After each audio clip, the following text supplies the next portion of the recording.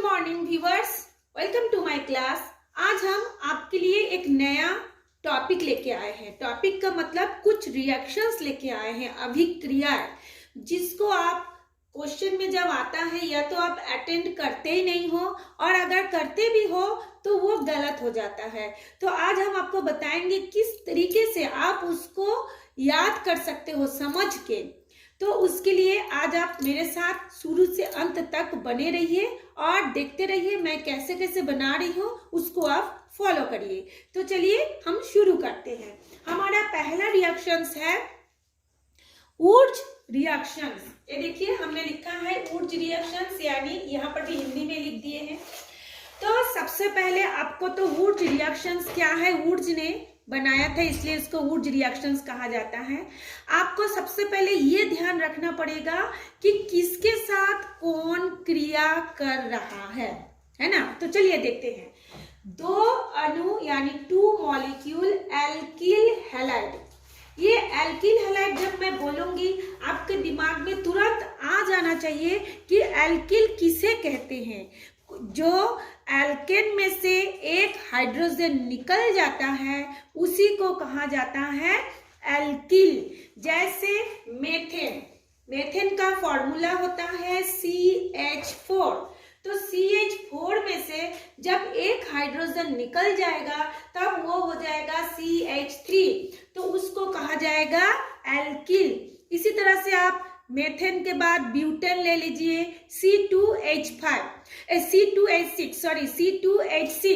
उस ब्यूटेन में से जब एक हाइड्रोजन निकल जाता है, विलोपित हो जाता है, तब हम उसको बोलते हैं एल्किल यानी एथिल, है ना। इसी तरह से मेथेन से मेथिल, एक हाइड्रोजन निकल जाने के बाद एथेन से एथिल, प्रोपेन से प्रोपिल, इस तरह से इल करके एन के जगह में इल करके आगे बढ़ते जाता है, जिसको हम लोग इस सारे एल्किल को हम लोग R से डिनोट करते हैं, दर्शाते हैं। तो चलिए अब हम बढ़ते हैं। जब दो अणु एल्किल हैलाइड, हैलाइड किसको बोलते हैं हमने आपको कई बार बताया है। पीरियोडिक टेबल में जो 17 ग्रुप के एलिमेंट आते हैं यानी फ्लोरीन, क्लोरीन, ब्रोमीन, आयोडीन, एस्टेटिन, ये सबको हैलाइड कहा जाता है। तो जब आप हैलाइड शब्द को लिखेंगे तो उसका प्रतीक चिन्ह के रूप में आप इस X को दर्शाएंगे। फिर हम आगे बढ़ते हैं। दो अणु एल्किल हैलाइड, माने ये जो एल्किल हैलाइड रहेगा वो दो रहेगा, वो दो अणु रहेगा। फिर दो अणु एल्किल हैलाइड रहेगा तो दो अणु सोडियम भी होगा, तभी तो बराबरी में क्रिया होगी। दो अणु एल्किल हैलाइड को सोडियम धातु के साथ शुष्क ईथर की उपस्थिति में गर्म करने पर 273 डिग्री सेंटीग्रेड या 270 से 280 डिग्री सेंटीग्रेड पर गर्म करने से एल्केन बनेगा। तो आप यहाँ पे क्या चीज आपको ध्यान देना पड़ेगा, सबसे पहले एल्किल, फिर हैलाइड, फिर एल्केन। माने जो एल्किल कब बनता है जब हाइड्रोजन निकल जाता है, और वही हाइड्रोजन जब वापस आ जाता है क्रिया के दौरान तब वो फिर से एल्केन बनता है। तो देखिए एल्किल हैलाइड से एल्केन बना। तो इसको यदि हम प्रतीक के रूप में दिखाएंगे तो कैसे दिखाएंगे, एल्किल हैलाइड यानी ये एक एल्किल हैलाइड, ये एक एल्किल हैलाइड, दो सोडियम धातु के साथ क्रिया होगा, होने के बाद क्या बनेगा, ये जो एल्किल और ये जो एल्किल, दोनों एल्किल आपस में जुड़ जाएगा, मतलब बॉन्ड बना करके जुड़ेगा। और ये जो सोडियम है, दो सोडियम जो है ये एक हैलाइड और ये एक हैलाइड, दो हैलाइडे के साथ जुड़ करके सोडियम हैलाइड बनाता है। तो चलिए अब हम इसको सूत्र से देखते हैं। सबसे पहले हमने एल्किल हैलाइड की जगह पे लिए हैं मेथिल क्लोराइड। दो अणु मेथिल क्लोराइड, ये एक मेथिल क्लोराइड, ये एक मेथिल क्लोराइड। फिर उसको हमने दो सोडियम के साथ क्रिया करवाए हैं, किसकी उपस्थिति में, ड्राई ईथर, शुष्क ईथर। आप बोलेंगे यहाँ पे ईथर क्या कर रहा है, अभिक्रिया रेट ऑफ रिएक्शंस को इंक्रीज कर रहा है, अभिक्रिया की दर को बढ़ा रहा है। तो उसमें देखिए मेथिल क्लोराइड, ये क्लोरीन, और ये इधर का भी मेथिल क्लोराइड, ये क्लोरीन, एक क्लोरीन, ये एक क्लोरीन, मिला के हो गया 2 क्लोरीन, और यहाँ पे हो गया 2 सोडियम परमाणु। तो दोनों मिला करके इधर का मिला करके क्या बना लिया, 2NaCl। यहाँ पे देखिए Cl कितना है, 2 है, Na कितना है, 2 है, यहाँ पर भी Cl 2 है, Na 2 है। जब ये NaCl बन गया, हम सभी को जानते हैं बहुत सरल है NaCl, जो हम खाने के नमक में इस्तेमाल करते हैं, तो NaCl तो सभी को याद रहेगा। अब हम देखते हैं NaCl बनने के बाद इसमें क्या बचा, इधर का मेथिल बचा, इधर का मेथिल बचा, तो दोनों मेथिल मिला करके क्या बना लिए, एल्केन। कौन सा एल्केन, C2H6 यानी CH3। इसको हम यदि एक साथ लिखेंगे तो क्या लिखेंगे, C2H6, H3 प्लस H3 मिला के हो गया 6, तो इसको हम बोलते हैं एथेन। ये था आपका वुर्ज रिएक्शन, बहुत ही सरल था। चलिए अब हम नेक्स्ट रिएक्शंस में जाते हैं, सैंडमेयर रिएक्शंस, देखते रहिए। हाँ, तो चलिए अब हम देखते हैं सैंडमेयर रिएक्शंस। सैंडमेयर रिएक्शंस वही सैंडमेयर ने बनाया था, जो जिस रिएक्शंस को बनाता है उसी के नाम से वो रिएक्शंस हो जाता है। अब इसमें क्या आपको याद करना पड़ेगा, बेंजीन डाइएजोनियम क्लोराइड। बेंजीन को अब तक सभी कोई सुने होंगे, बेंजीन C6H6 होता है। डाइएजो किसको बोलेंगे, N2 को, है ना। N2 जब नाइट्रोजन के N2 मतलब एक अणु नाइट्रोजन यौगिक बनाता है, तब वो जो N2 होगा उस N2 को हम बोलेंगे डाइएजो। उसको N को एजो कहा जाता है क्योंकि यहाँ पे 2 है और 2 को डाई कहा जाता है, इसलिए बेंजीन डाइएजोनियम। फिर उसके साथ कौन जुड़ा है, क्लोराइड जुड़ा है ना। तो मैं ये रिएक्शंस को तो हम आपको बताएंगे ही, पहले हम बेंजीन डाइएजोनियम क्लोराइड को कैसे आप याद करेंगे उसको हम पहले आपको बता दें। अभी जो हम बेंजीन डाइएजोनियम क्लोराइड को याद करना है, जिसको हम बताने जा रहे हैं, उसको आपको एग्जाम में लिखना नहीं है, सिर्फ मैं आपको याद करने के लिए इसको समझा रही हूँ। देखिए ये बेंजीन हम सब जानते हैं C6H6 बेंजीन होता है। इसके साथ जब एक अणु नाइट्रोजन क्रिया करता है तो ये बेंजीन में जो 6 हाइड्रोजन है, तो एक हाइड्रोजन को वो हटा करके ये N2 के अणु उस जगह पर पे आ जाता है। हमेशा याद रखिएगा, जैसे मान लीजिए ऐसे बॉन्ड बनाया है, तो यहाँ पे मान लीजिए कोई जुड़ा है ना, मान लीजिए यहाँ पे हाइड्रोजन जुड़ा है और यहाँ पे N2 आके जुड़ेगा, तो ये हाइड्रोजन को ये हटा देगा, हटा के फिर ये इस जगह पे N2 आके बॉन्ड बना देगा। ठीक है, अब आप बोलेंगे कि यहाँ पे हाइड्रोजन 1 हटा और N2 2 आया, वो कैसे हुआ। तो देखिए यहाँ पे ये जो N2 है वो दोनों N आपस में ट्रिपल बॉन्ड से पहले से ही जुड़ा हुआ है ना, वो ट्रिपल बॉन्ड से पहले से ही जुड़ा हुआ है। खाली कैसे जुड़ा हुआ है, हम उसको कैसे जानेंगे कि जुड़ा हुआ है, क्योंकि N2 अणु जो है 2 परमाणु N से मिलकर बना है, और नाइट्रोजन का हमेशा किसी का भी बॉन्ड बनाने के लिए ध्यान रखिएगा उसका एटॉमिक नंबर कितना है, और एटॉमिक नंबर होने के बाद उसकी आउटर मोस्ट सेल में नंबर ऑफ इलेक्ट्रॉन कितना है, और जितना नंबर ऑफ इलेक्ट्रॉन होगा उतने ही इलेक्ट्रॉनों के साथ वो बॉन्ड बनाएगा। यहाँ पे 2 अणु जो था नाइट्रोजन के बाह्यतम कोश में कितना होता है, 1s2 2s2 2p3 है ना। तो ये जो 3 है लास्ट वाला, वो एक नाइट्रोजन का 3 दूसरे नाइट्रोजन के 3 इलेक्ट्रॉनों के साथ मिलकर के 3 बॉन्ड बनाएगा, और यहाँ पे एक नाइट्रोजन इसके साथ बॉन्ड बनाया है। ठीक है, अब हम लोग ये देखते हैं, ये जो C6H5N2 हो गया।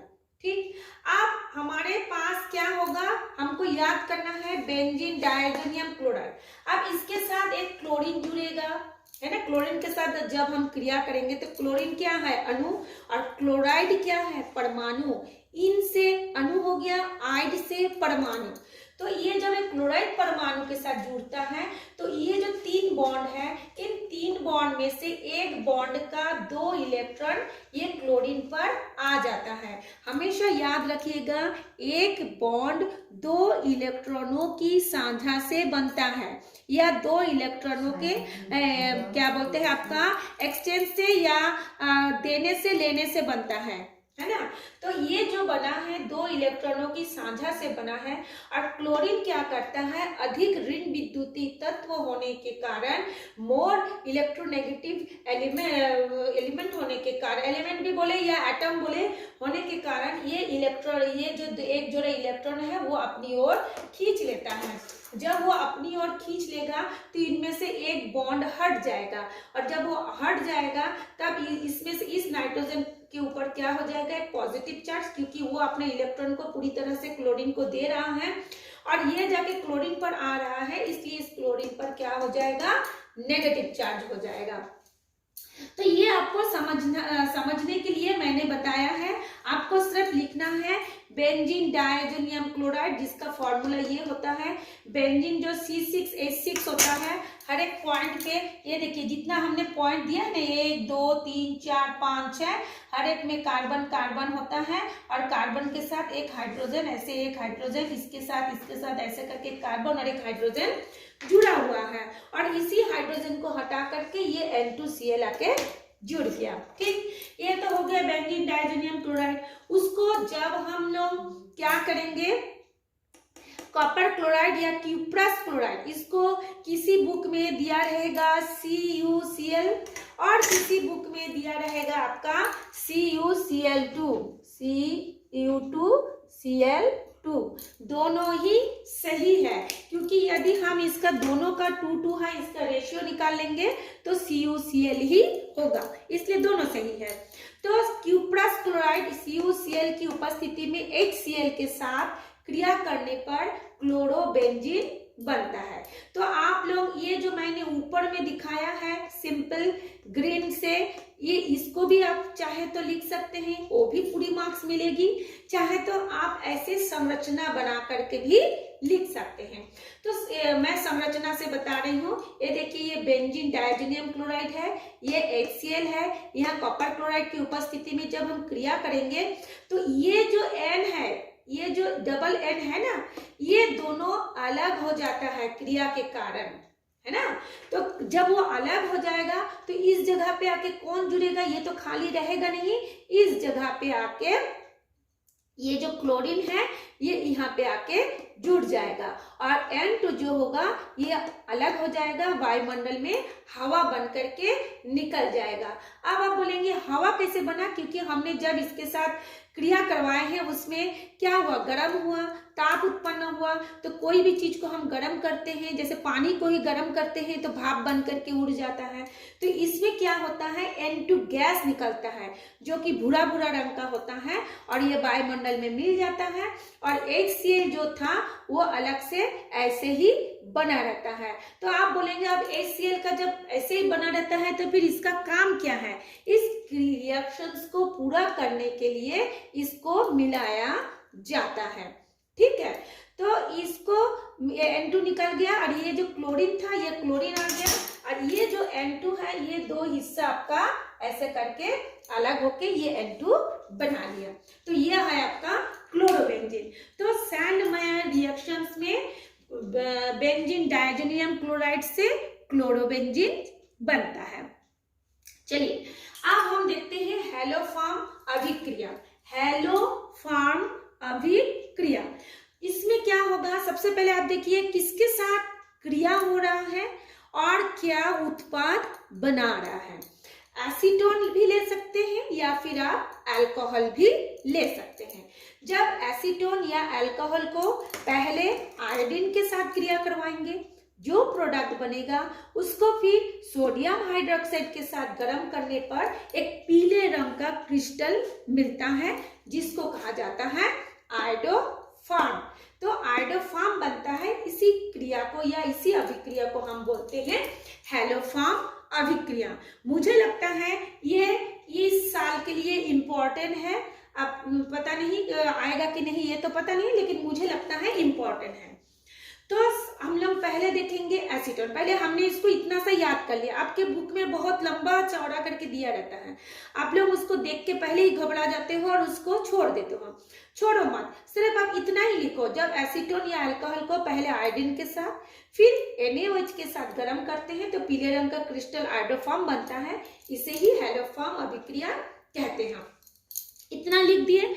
लिख देने के बाद आप इसमें एसीटोन का फॉर्मूला लिखिए। आपको याद होना चाहिए एसीटोन का होता है CH3COCH3। ये सब आप लोगों को 11th में ही सिखाया गया होगा। तो इस एसीटोन को सबसे पहले हम आयोडीन के साथ क्रिया करेंगे। अच्छा, आयोडीन का फॉर्मूला होता है इन है तो I2 होगा, अगर आयोडाइड होता तो सिर्फ I होता। तो यहाँ पे है इन, यानी वो अणु की अवस्था में है, परमाणु की अवस्था में नहीं है। तो अणु की अवस्था में है तो जरूर I2 होगा। इतना तो आप लोगों को पता ही होगा, अणु की अवस्था में है, 2 परमाणु मिलकर अणु बनाता है तो I2 होगा। अब सवाल होता है उसके आगे हम कितनी संख्या लिखे, तो क्या 1 I2 लिखे, 2 I2 लिखे, 3 I2 लिखे, क्या लिखे, है ना, ये भी हम लोगों को याद करना पड़ता है। तो आप याद मत करिए, सीधा सीधा आप अपना दिमाग लगाइए। ये जो एसीटोन का हमने फॉर्मूला लिखा उसमें कितने कार्बन है, 1 2 3 कार्बन है। तो आप सीधा सीधा I2 को लिख के उसके आगे 3 लिख दीजिए, दोनों का बैलेंस बन गया। अब हम देखते हैं क्या बनता है। तो देखिए CH3COCH3, ये जो H3 है, ये जो 3 हाइड्रोजन है, यहाँ के 3 आयोडीन से विलोपित हो जाएगा, विस्थापित हो जाएगा, ट्रांसफर हो जाएगा, है ना। जैसे आप नया बच्चा 9th में आता है तो 10th वाले जो बच्चे पास हो जाते हैं वो 10वीं पहुंच जाते हैं और नया बच्चे उस जगह को घेर लेते हैं, है ना, उतने सीट को वो घेर लेता है। तो उसी तरह से यहाँ पे 3 हाइड्रोजन जब निकल जाएगा, खाली तो रहेगा नहीं, यहाँ का 3 आयोडीन आके इस पर जुड़ेगा। हमारे पास आयोडीन टोटल कितना है, 3 2 6, यानी 3 दूनी 6। उस 6 में से ये 3 हाइड्रोजन के जगह में 3 आयोडीन आएगा और बाकी जो 3 आयोडीन बचा, ये जो 3 हाइड्रोजन निकल जाएगा उसके साथ 3HI बना देगा। फिर से मैं रिपीट कर रही हूँ, बहुत सरल है।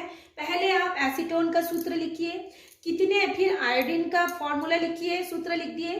फिर यहाँ पे कितने कार्बन है, 3, तो आयोडीन का सूत्र लिखने के बाद यहाँ पे 3 लिख दीजिए। अब आयोडीन कितना हो गया, 6, उसको डिवाइड कर दीजिए 3 3 करके। 3 क्या करेंगे, इस हाइड्रोजन 3 हाइड्रोजन के जगह में 3 तो आयोडीन घुसा दीजिए और बाकी जो 3 हाइड्रोजन आपको हटा दिए थे वो 3 आयोडीन के साथ जुड़ करके 3HI बनाया। ठीक, अब ये जो CH3COCH3 बनाया, हमने क्या बताया, पहले आयोडीन के साथ फिर NaOH के साथ क्रिया करते हैं। आप देखिए ये जो प्रोडक्ट है ये NaOH के साथ क्रिया करे, सोडियम हाइड्रोक्साइड।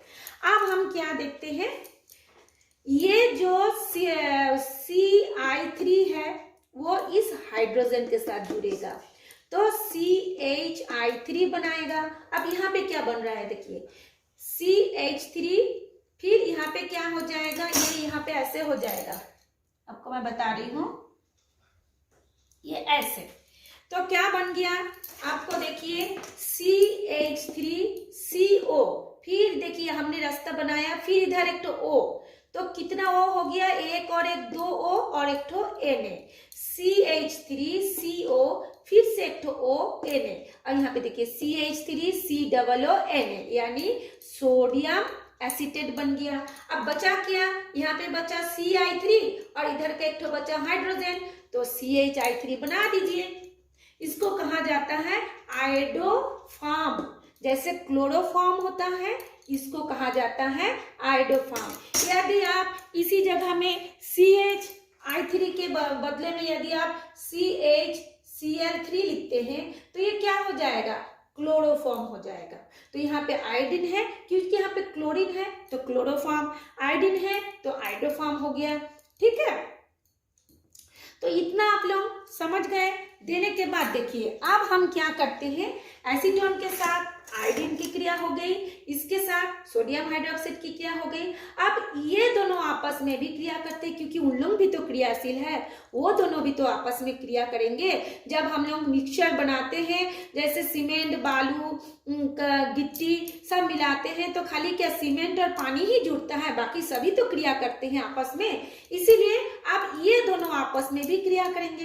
क्रिया करके क्या बनाता है, ये देखिए यहाँ पे ये बनने के 3NaOH 3HI। क्यों 3HI हुआ, ये देखिए यहाँ पे 3HI है, 3 है ना इसकी संख्या, तो इसमें भी 3HI, तो यहाँ पर भी हमारा बराबर बैलेंस करने के लिए यहाँ पे 3NaOH हो गया, 3 हो गया। अब इसमें क्या होता है, ये जो हाइड्रोजन और ये जो OH दोनों मिलकर के पानी बनाया है और 3NaI ये लिख गए। ठीक है, अब हम क्या करते हैं, टोटल अभिक्रिया को हम चाहे ऐसे भी लिख सकते हैं और टोटल अभिक्रिया को हम ऐसे भी लिख सकते हैं। अब हम देखते हैं कि हमारे प्रोडक्ट क्या क्या बना। अब देखिए सबसे पहले हमने क्या लिया था, CH3COCH3। देखिए हमने लिखा CH3COCH3। अब सवाल होता है NaOH कितना है। यहाँ पे देखिए, यहाँ पे है 1 NaOH और यहाँ पे है 3 NaOH, तो कुल मिला के कितना हुआ, 4 NaOH। अब आयोडीन कितना है, 3I2, तो हमने 3I2 यहाँ पे लिख दिए हैं। अब आप बोलोगे कि मैम आप इसको तो नहीं लिखे, इसको नहीं लिखे हैं, है ना, इसको नहीं लिखे हैं, इन लोग कहाँ गया, अब बता रही हूँ। आप लोगों का मैथमेटिकल रूल पता होगा कि इक्वल टू के लेफ्ट राइट में जो भी रहता है, यदि सेम सेम रहता है तो वो कटपीट हो जाता है ना। अब हम देखते हैं कि हमारे साथ क्या क्या कटपीट हो रहा है। देखिए CH3COCH3, ये एरो के इधर है, ये भी कट रहा है। यहाँ पे देखिए CH3COCH3, ये भी कट रहा है।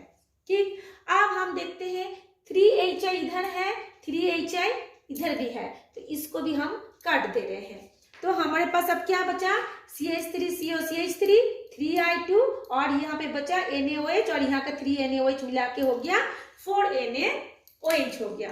अब इधर भी देखते हैं क्या बचा, ये तो कट गया 3HI क्या, हाँ यहाँ पे, और ये CHI3, ये देखिए CHI3 बन गया, 3HI तो कट ही गया है ना,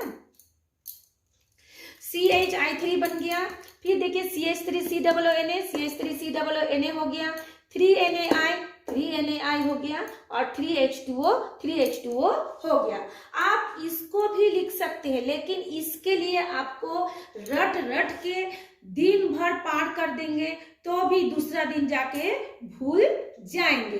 इसलिए ये रिएक्शंस को आप स्टेप बाय स्टेप ऐसे बनाएंगे, फिर लेफ्ट राइट को कटपीट करेंगे, जो बचा कुछ रहेगा नीचे लिख देंगे, आपको फुल मार्क्स मिल जाएगा। चलिए नेक्स्ट हम रिएक्शंस पे जाते हैं, फ्रैंकलैंड रिएक्शंस। फ्रैंकलैंड रिएक्शंस क्या है, सेम ऐसा ही है, बस उसके जगह में हम क्लोरीन लिए थे, उस जगह पे हम लेंगे ब्रोमीन, और यहाँ पे सोडियम लिए थे धातु, अब यहाँ पे लेंगे हम लोग जिंक। ठीक है, आप ये देखिए, हम लोग देखते हैं यहाँ पे देखिए, जब दो अणु एथिल ब्रोमाइड, यहाँ पे हम लोग क्या लिखे थे, एल्किल हैलाइड यानी मेथिल क्लोराइड लिए थे। यहाँ पे सीधा सीधा फ्रैंकलैंड अभिक्रिया में एथिल ब्रोमाइड के साथ ही वो क्रिया होता है, इसमें एल्किल का कोई झमेला नहीं है। सीधा सीधा दो अणु क्या बोलते हैं आपको, एथिल ब्रोमाइड यानी C2H5 को एथिल बोलेंगे और एक तो ब्रोमीन परमाणु जुड़ेगा तो उसको बोलेंगे ब्रोमाइड। तो दो अणु एथिल ब्रोमाइड, ये एक अणु एथिल ब्रोमाइड, ये एक अणु एथिल ब्रोमाइड C2H5 भी है, उसको क्या करेंगे, जिंक के साथ क्रिया करवाएंगे। तो जिंक के साथ यहाँ पे जिंक एक है, यहाँ पे सोडियम 2 था, तो ये जो जिंक है ये इस ब्रोमीन के साथ जुड़ करके जिंक ब्रोमाइड बनाया। जब ये जिंक ब्रोमाइड बना लिया, बचा क्या, यहाँ पर भी बनाएगा, यहाँ पर भी 2 अणु कर लेते हैं जिंक ब्रोमाइड, यहाँ पर भी 2 होगा। हाँ ये देखिए, हाँ ये चीज ध्यान दीजिएगा, जब हम लोग 2 अणु लिए हैं, जब इसमें 2 अणु लिए थे, इसमें भी 2 अणु ले लेंगे, है ना, क्योंकि इसलिए लेंगे, यदि मान लीजिए मैं आप लोगों को पहले बताए कि जिंक लेना है, तो जिंक तो एक परमाणु है ना, और परमाणु कभी स्वतंत्र अवस्था में नहीं रह सकता, वह अणु ही हमेशा स्वतंत्र अवस्था में रहता है। परमाणु हमेशा किसी न किसी के साथ जुड़ करके यौगिक बना लेता है, इसलिए आपको कभी भी अकेले जिंक नहीं लिखना है। यदि किसी बुक में लिखा है तो वो गलत लिखा है, ठीक है। अब मेरा बात को ध्यान से सुनिए। जैसे मैंने लिखा जिंक चूर्ण, तो वो क्या अकेले एक परमाणु चूर्ण कभी बना सकता है? नहीं बना सकता है। कभी कभी बुक्स में बाय मिस्टेक प्रिंट हो जाता है, गलत प्रिंट हो जाता है, आप लोग उसको ध्यान रखिए, दिमाग से सोचिए। ये जिंक, ये हो गया, ये एथिल ब्रोमाइड हो गया, ये भी एथिल ब्रोमाइड, तो 2 ब्रोमीन है, 2 जिंक के साथ मिला करके 2ZnBr बनाएगा। यहाँ पे हो जाएगा आपका 2ZnBr, फिर यहाँ पे C2H5, यहाँ का भी C2H5, दोनों मिला के बनाएगा C2H5, फिर C2H5। तो 4 कार्बन है, इसलिए इसको हम क्या बोलेंगे? देखिए 1 2 3 4 कार्बन है, इसलिए हम इसको बोलेंगे ब्यूटेन, ठीक है। तो जो पहले हमने वुर्ज अभिक्रिया बताया था, ये भी रिएक्शंस बहुत सेम है, खाली इसमें आपको मेथिल क्लोराइड लिए थे, इसमें आपको क्या बोलते हैं, आपको लेना है C2H5Br यानी एथिल ब्रोमाइड लेना है, ठीक है। तो ऐसे एक दिन में तो सारे रिएक्शंस को बताना संभव नहीं है, हम आपको आगे भी 2-3 दिन तक ऐसे ही रिएक्शंस के बारे में क्लास लेंगे।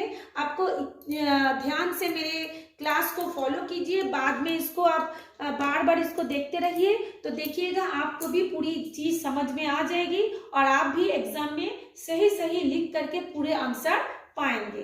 तो जो पहली बार देख रहे हैं मुझे, यदि आपको ये अच्छा लगा वीडियो, तो आप इस चैनल को सब्सक्राइब कर लीजिए और घर बैठे ही ऐसे पढ़ाई का आनंद लेते रहिए। आज इतना ही तक, फिर हम नेक्स्ट क्लास में मिलते हैं। Thanks for watching me.